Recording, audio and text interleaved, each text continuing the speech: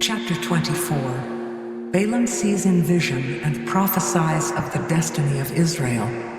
He prophesies of the Messiah. There will come a star out of Jacob, and a scepter will rise out of Israel.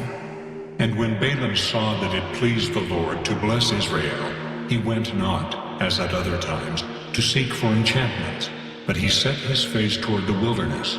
And Balaam lifted up his eyes, and he saw Israel abiding in his tents according to their tribes. And the Spirit of God came upon him. And he took up his parable, and said, Balaam the son of Beor hath said, and the man whose eyes are open hath said. He hath said, which heard the words of God, which saw the vision of the Almighty, falling into a trance, but having his eyes open. How goodly are thy tents, O Jacob, and thy tabernacles, O Israel.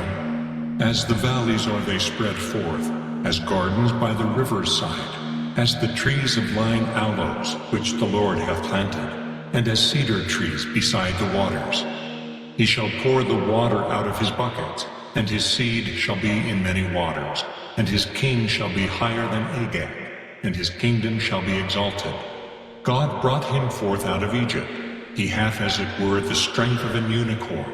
He shall eat up the nations his enemies, and shall break their bones, and pierce them through with his arrows. He couched, he lay down as a lion, and as a great lion. Who shall stir him up? Blessed is he that blesseth thee, and cursed is he that curseth thee. And Balak's anger was kindled against Balaam, and he smote his hands together. And Balak said unto Balaam, I called thee to curse mine enemies, and behold, thou hast altogether blessed them these 3 times. Therefore now flee thou to thy place. I thought to promote thee unto great honor, but lo, the Lord hath kept thee back from honor. And Balaam said unto Balak, Spake I not also to thy messengers, which thou sentest unto me, saying, If Balak would give me his house full of silver and gold, I cannot go beyond the commandment of the Lord, to do either good or bad of mine own mind. But what the Lord saith, that will I speak. And now, behold, I go unto my people. Come therefore, and I will advertise thee what this people shall do to thy people in the latter days. And he took up his parable, and said, Balaam the son of Beor hath said, and the man whose eyes are open hath said. He hath said, which heard the words of God, and knew the knowledge of the Most High, which saw the vision of the Almighty falling into a trance, but having his eyes open. I shall see him, but not now. I shall behold him, but not nigh. There shall come a star out of Jacob, and a scepter shall rise out of Israel, and shall smite the corners of Moab, and destroy all the children of Sheth. And Edom shall be a possession. Seir also shall be a possession for his enemies, and Israel shall do valiantly. Out of Jacob shall come he that shall have dominion, and shall destroy him that remaineth of the city.